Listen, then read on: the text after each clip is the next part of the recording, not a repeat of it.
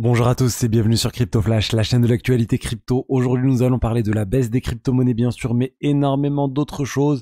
On a des déclarations de la Fed, on a aussi des baisses de taux directeurs, on va parler d'Avalanche, je vais aussi vous parler de L2 et plein d'autres sujets. Tous les jours, le meilleur de l'actualité crypto, n'hésitez pas à vous abonner, activer la cloche pour ne rien rater.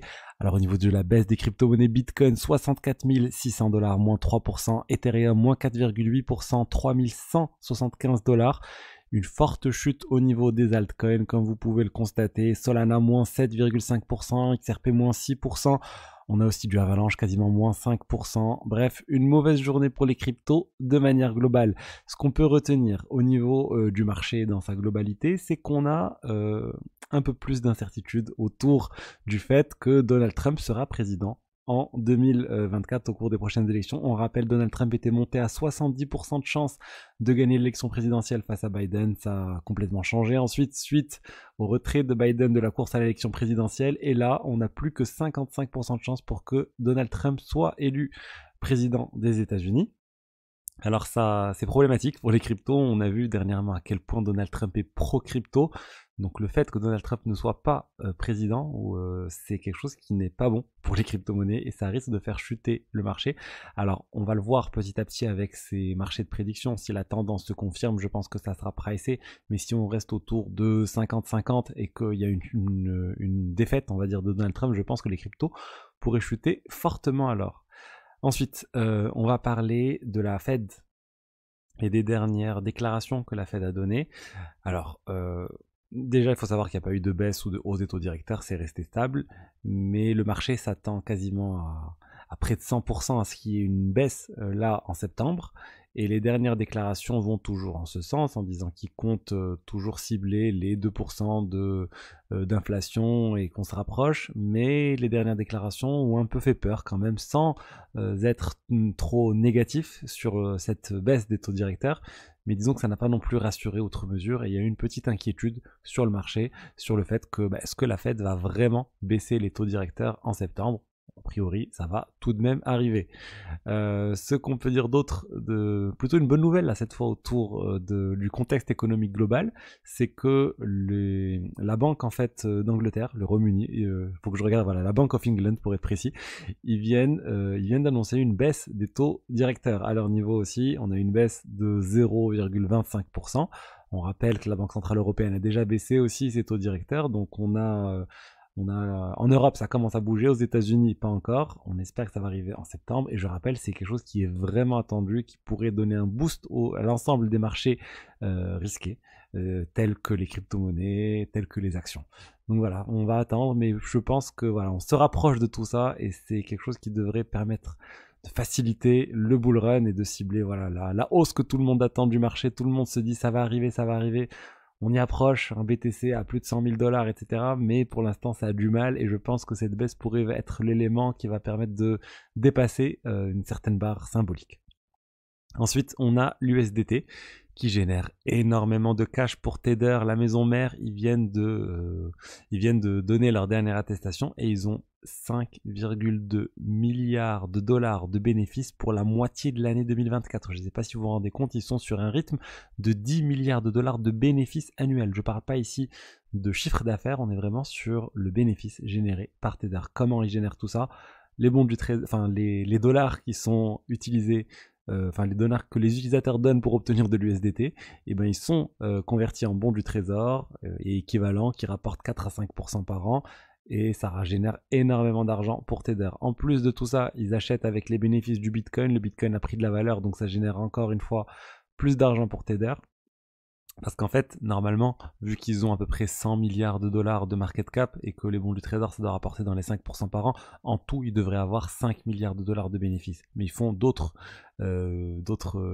profits ailleurs, notamment grâce aux placements qu'ils font avec leur propre crypto, avec leur propre argent. Les bénéfices, ils rachètent principalement du Bitcoin. D'ailleurs, ils auraient autour de 80 000 Bitcoins. Alors là, il y a eu une petite confusion sur la dernière attestation. Le CEO de Tether avait dit qu'ils avaient dépassé 80 000 Bitcoins. Lors du dernier document, on voit qu'ils ont à peine 75 000. Bref, c'est pas très clair, mais en tout cas, ils ont énormément de Bitcoin, ils ont des milliards de dollars de Bitcoin et ça participe aussi au profit de Tether. Ils sont en train de se diversifier en achetant plein de choses différentes. Honnêtement, c'est une entreprise qui est extrêmement rentable. Maintenant, la question, c'est dans un contexte avec les taux d'intérêt plus faibles, comment Tether va gagner de l'argent? Ils vont toujours gagner de l'argent parce qu'il y a toujours des taux directs, des taux à 1%, même 2%, ça leur génère suffisamment pour payer l'ensemble des employés. J'ai vu le dernier rapport comme quoi ils auraient autour de 100 employés, je sais pas, j'ai pas vu de source fiable sur le sujet, mais en tout cas ils ont très peu d'employés, ce qui fait qu'ils ont des profits complètement hallucinants. Malheureusement, il n'y a rien qui est reversé aux utilisateurs, il y a d'autres cryptos qui font ce type de choses. Alors ensuite, une actualité que j'ai vu passer autour d'Avalanche. Une bonne nouvelle pour Avalanche, avec le DMV, donc c'est l'équivalent de la préfecture de Californie qui gère les voitures, l'enregistrement des voitures, les plaques d'immatriculation, etc. Et ben ils ont numérisé 42 millions d'actes de propriété de voitures dans la blockchain Avalanche. Alors ils ont utilisé a priori une blockchain à part sur Avalanche. Vous savez, ils ont plein de subnets différents. Le mot subnet n'est pas utilisé clairement, mais ils disent que c'est une blockchain qui est opérée par le DMV. Donc c'est clairement un subnet dans l'écosystème Avalanche. C'est pas mal, c'est une bonne nouvelle pour Avalanche. En fait, ça va être utilisé par les utilisateurs de l'application DMV de la Californie pour pouvoir transférer potentiellement les actes de propriété d'une voiture d'une personne à l'autre facilement. Ils annoncent des taux, on va dire des durées raccourcies par rapport aux 15 jours habituellement pour réaliser ce type de choses qui peut être fait directement par l'application.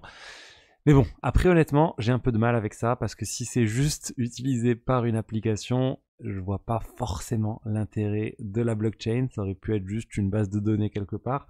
Là, j'ai l'impression que c'est beaucoup de marketing pour dire voilà, on le stocke dans la blockchain, mais ça va être stocké dans une blockchain complètement opérée par l'entité en question.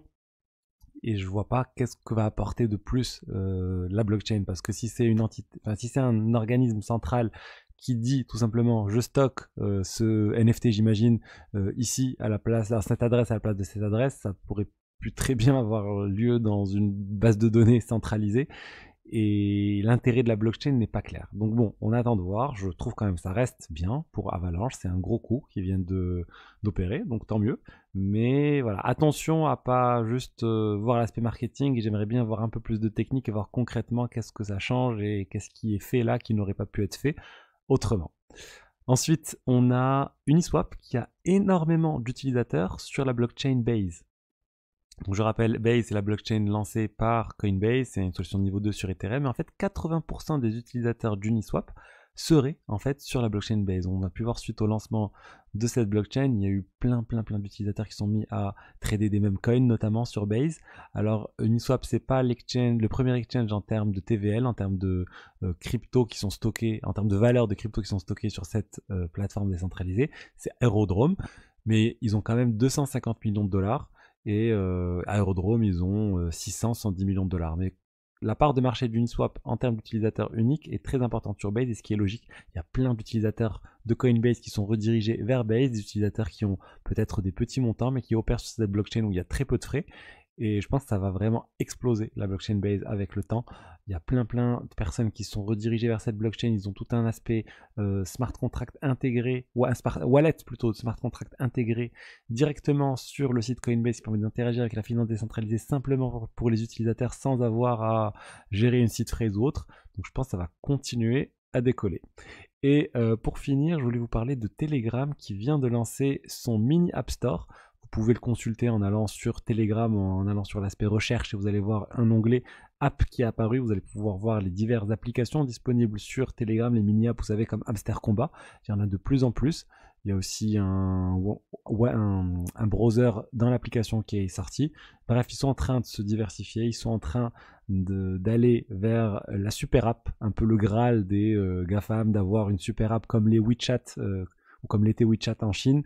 C'est un peu la vision de Twitter aussi avec X maintenant, ils essaient de rajouter des paiements et plein d'autres choses, mais je pense que Telegram est vraiment mieux positionné pour être cette super app, parce que c'est vraiment très simple d'utilisation, il y a déjà une communauté d'utilisateurs qui ont l'habitude d'utiliser des wallets, etc. Donc je pense que ça pourrait marcher. Voilà ce que je voulais vous dire aujourd'hui sur les diverses actualités crypto, j'espère que le contenu vous a plu, si c'est le cas n'hésitez pas à liker, commenter, vous abonner, et je vous dis à demain pour la suite, allez au revoir.